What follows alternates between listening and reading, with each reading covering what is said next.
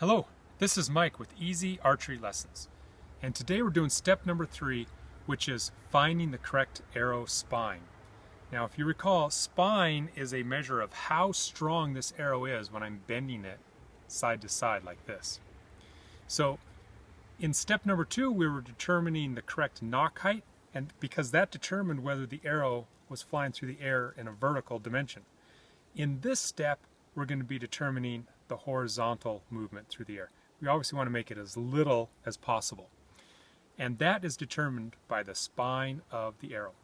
When you release the string from your fingers, it slides off to the side as it moves forward. And we need to find a balance between the flexibility of the arrow and how much the string moves side to side. Every bow is going to be set up a little bit differently depending on the strength of the bow, the length of the arrow, how much weight you have on the tip, all those factors. So we're going to condense it all down and find the correct arrow spine today. The other thing, if you have just a couple of minutes, check out those videos that show slow motion, how the arrow moves through the air. It really just looks like a piece of spaghetti flying through the air. Now, on this step, you're going to have the same setup as before to the distance to your target, and you're going to be shooting bare shaft just like you have been so far. But with your target, instead of the grain of the straw being vertical, you want the grain horizontal, because the arrow wants to stick in horizontal on this test, and we want to allow it to do that so that we know what the test results are. But before we start shooting, the first thing to do is to get out your bow square and make sure that your riser height and your nock height are what you found out before that they're supposed to be. So let's do that first. I've put my bow square on my bow here, and I can see that my riser height is 5 3/4 inches, because I measure from the beginning of the shelf to my string. And that's exactly what mine is supposed to be. That's what I discovered earlier in this test. Also, my riser height is measured, remember, from this 0 up to where it starts, and I am right at 7/16 of an inch, which is exactly what I had previously determined that I needed it to be. So my bow didn't move at all. It's great, and we're ready to start shooting. So now it's just a matter of testing out the different arrows that you bought, the test kit. You should have at least 3 different arrows of different spine strength, and you're just going to shoot them at the straw bale, and then just take note of which one is more in line left to right. So I would shoot each arrow at least 3 times in order to determine which is the correct one.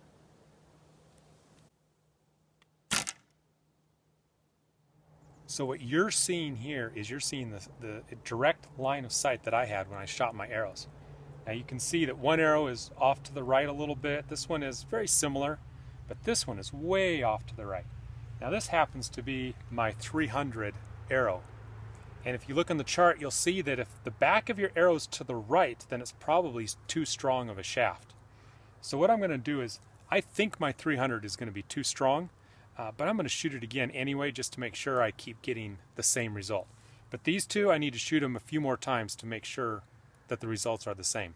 It's possible that my form was a little bit off between just a couple of shots, so shoot them multiple times to get a consistent result. All right, let's keep going.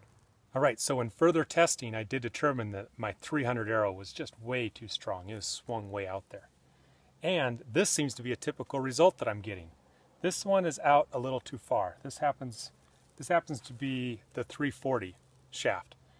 But this 400 shaft is within about an inch of being perfectly on. So this is the one I'm going to use.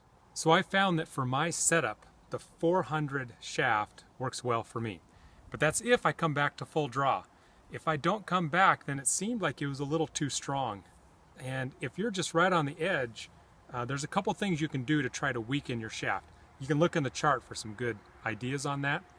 For me, just coming to full draw helped. You may need to put on a heavier or lighter tip, or go to a different arrow spine.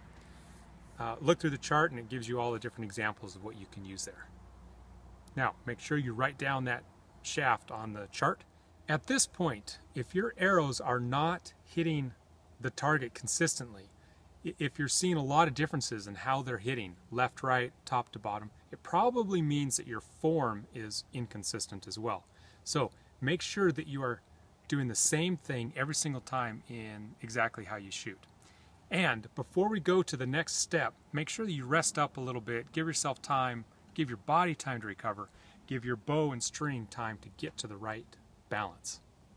All right, step number 4 is next.